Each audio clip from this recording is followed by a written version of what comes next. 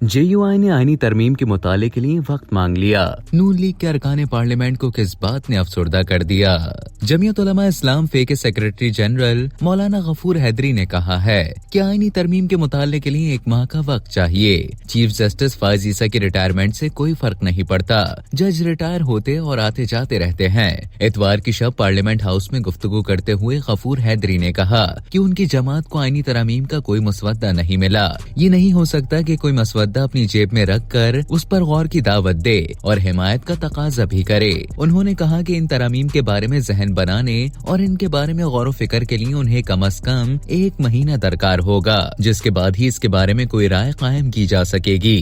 क्योंकि आईनी तरमीम ऐसा मामला है कि उसकी हर सितर ही नहीं, हर लफ्ज पर गौर फिक्र की जरूरत होती है। जबकि उनकी तवज्जो इस अमर की जानिब दिलाई गई कि 1 महीने का मतलब जस्टिस काजी फायज ईसा बतौर चीफ जस्टिस रिटायर हो जाएंगे।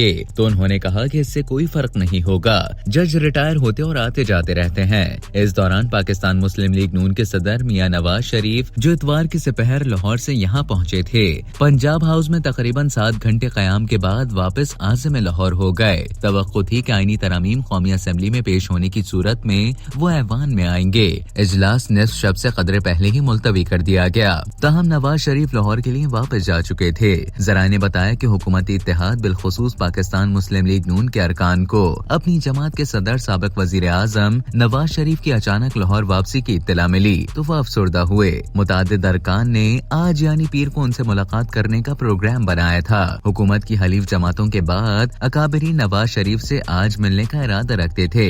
मुस्लिम लीग नून के जराए का कहना है कि नवाज शरीफ आईनी तरमीम के जिमन में तातुल पर बहुत ज्यादा कबीदा खातिर थे। उनका ख्याल है कि जमीयत उलमा इस्लाम और मौलाना फजल रहमान से मामला तय करने में इंतजामिया ने उम्दा कारकर्दगी का मुजाहिरा नहीं किया। उनके ख्याल में होना तो ये चाहिए था कि तायद करने के लिए मतलूबा तादाद पूरी करने के बाद इस मिशन का ऐलान किया जाना चाहिए था। मौलाना फजल रहमान इतवार की रात पार्लियामेंट हाउस पहुँचे तो वो हशाश बशाश तहम कदरे मुतजब्जब दिखाई दे रहे थे। एक इस्तफसार के जवाब में उन्होंने बताया कि वो 2 रातों से मुनासिब तौर पर सो नहीं सके और बेआरामी का शिकार हैं। इस दौरान काबिल एतमाद हुकूमती जराए ने बताया कि अगर हलीफ जमात कौमी असेंबली और सेनेट में 2/3 अक्सरियत में तायद हासिल करने में कामयाब नहीं हो सकती तो वो आईनी तरमीम के उन नुकात को मंजूर करा लेंगी जिनके बारे में इत्तेफाक राय हो चुका है। दूसरी दफात को आइंदा के लिए छोड़ दिया जाएगा। इतवार की शाम मौलाना फजल रहमान से नवाज शरीफ की मुलाकात तय हो रही थी कि मौलाना अचानक पार्लियामेंट हाउस के लिए रवाना हो गए, जहां उन्होंने तौसीशुदा कवायद ज़वाबित और निज़ाम कार की पार्लियामेंट हाउस की खुसूसी कमेटी के इजलास में शिरकत करना थी।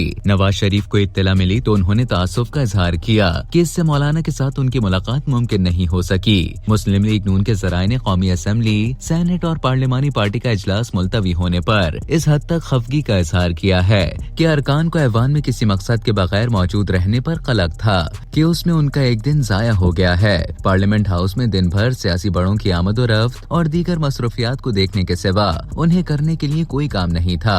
वजीर आजम शहबाज शरीफ कौमी असेंबली इजलास का तीसरा हफ्ता मुकम्मल होने के बावजूद एक रोज के लिए भी ऐवान में नहीं आए। आईनी तरमीम का मसवदा उन्हें आज कौमी असेंबली में लाने का बाइस बन सकता है। अरकान ऐवान में उनकी अदम दिलचस्पी पर तहफ़्फ़ुज़ात रखते हैं और उनके ज़िमन में वो अपनी शिकायत खोलकर बयान करने लगे हैं।